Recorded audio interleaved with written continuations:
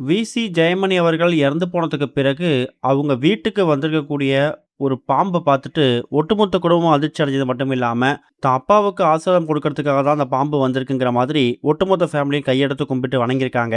அதோட விவரத்த தான் இந்த வீடியோல பார்க்க போறோம். சின்னத்திரை அப்புறம் வெள்ளித்திரையில ஒரு சின்ன சின்ன கதாபாத்திரம் நடிச்சு மக்கள்கிட்ட ஃபேமஸ் ஆனவர் தான் நடிகர் விசி ஜெயமணி. ரீசென்ட் டைம்ல இவர் ஃபேமஸ் ஆனதுக்கு முக்கியமான காரணம், இவர் நடிச்ச மலேசியா மாமா அப்படின்னு சொல்லக்கூடிய ஒரு கதாபாத்திரம் தான். சிறகடிக்க ஆசை சீரியல்ல இவருக்கு அந்த வாய்ப்பு கிடைச்சது.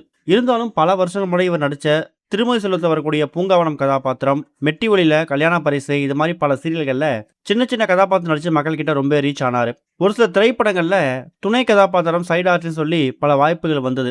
இருந்தாலும் சின்ன திரை அளவுக்கு வெள்ளித்திரையில பெருசா சாதிக்க முடியல. இவருக்கு சென்னை வடபழனியில சொந்தமா ஒரு வீடும் இருக்குது. இந்த மாதிரி சுச்சுவேஷன்ல அவர் இறந்து போனதுக்கு பிறகு அவரோட உடலை சென்னை பெசன்ட் நகர் மின்மயானத்தில் தகனம் செஞ்சிருக்காங்க. அவர் இறந்து கிட்டத்தட்ட ஒரு வாரம் கழித்து அவங்க வீட்டுக்கு யதார்த்தமா அவங்க அறையில ஒரு பாம்பு ஒன்று வந்திருக்குதாம். அதுவும் குறிப்பா விசி ஜெயமணி அவர்கள் தினமும் பயன்படுத்தக்கூடிய அந்த அறைக்கு தான் அந்த பாம்பு வந்திருக்குது. அந்த அறையில ஜெயமணி அவர்கள் போட்டோ வைத்து மாலை போட்டு தினமும் பூஜை பண்ணிக்கிட்டு இருக்காங்களாம் அவங்க ஃபேமிலி சேர்ந்தவங்க.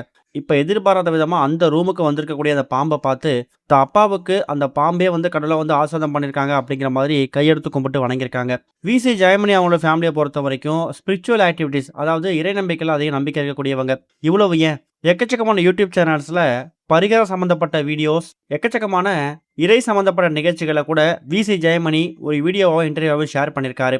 அந்த அளவுக்கு கடவுள் நம்பிக்கையும் ஸ்பிரிச்சுவல் ஆக்டிவிட்டியும் அதிகமாக பண்ணக்கூடியவர்.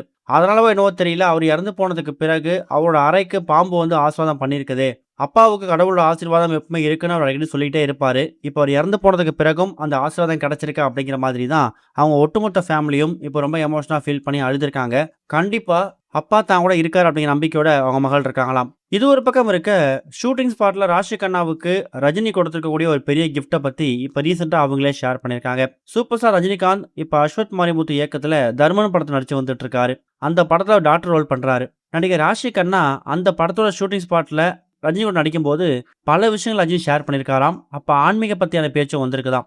Living with the Himalayan masters அப்படிங்கிற புத்தகத்தை படிச்சிருக்கியான்னு ரஜினி கேட்டிருக்காராம். அதுக்கு ராஷி கண்ணா இல்லைன்னு சொன்னதுக்கு அப்புறமா தன்னோட ஆட்டோகிராஃப் போட்ட அந்த ஒரு புக்கை ராஷி கண்ணாவுக்கு அவர் கிஃப்டா கொடுத்துருக்காரு. அந்த புக்கை படிக்கணும் அப்படின்னு சொன்னதுக்கு அப்புறமா அதை பத்தின கேள்விகளும் என்னன்னு கேட்பேன்னு சொன்னாராம். அதனால ராஷி கண்ணா அந்த புத்தகத்தை தினமும் படிச்சு தியானம் அப்புறம் ஆன்மீக சம்பந்த விஷயங்களை பத்தி தெரிஞ்சு வந்துட்டு இருக்காங்களாம். அது சம்பந்தமா அவங்க போட்ட ஒரு வீடியோ இப்ப சோசியல் மீடியா முழுக்க ரொம்ப வைரலா பரவ ஆரம்பிச்சிருக்குது. இந்த நியூஸ் பத்தின உங்க கருத்துக்களை மறக்காம கமெண்ட்ல மென்ஷன் பண்ணுங்க. இது வரைக்கும் கனெக்டிங் டிவிக்கு சப்ஸ்கிரைப் பண்ணனா மறக்காம சப்ஸ்கிரைப் பண்ணிக்கங்க. உடனடி அப்டேட்ஸ் பெறுவதற்கு நோட்டிபிகேஷன் பெல்லையும் கிளிக் பண்ணிக்கங்க.